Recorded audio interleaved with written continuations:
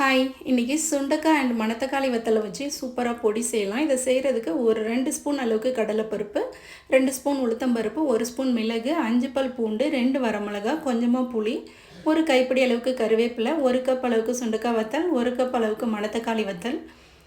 இது எல்லாத்தையுமே நல்லா ஒரு கடாயில் போட்டு நம்ம வறுத்தெடுத்துக்கணும். எதுலேயுமே கொஞ்சம் கூட ஆயிலை விடக்கூடாது. எல்லாத்தையும் வறுத்தெடுத்த பொருட்களையும் நல்லா ஆற வச்சுட்டு மிக்ஸி ஜாரில் போட்டு நல்லா பவுட்ரு பண்ணி எடுத்துட்டோம் அப்படின்னா சுண்டக்காய் மணத்தக்காளி வத்தல் பொடி வந்து ரெடி.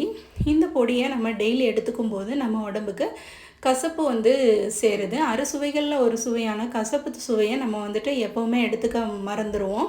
இப்படி நம்ம பவுட்ரு பண்ணி வச்சுக்கிட்டோம் இந்த பொடியெல்லாம் அப்படின்னா நம்ம வந்து டெய்லியுமே எடுத்துக்கலாம். நம்ம உடம்புக்கு ரொம்பவே நல்லதும் கூட.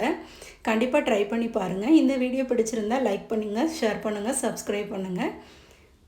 தேங்க்யூ. தேங்க்ஸ் ஃபார் வாட்சிங்.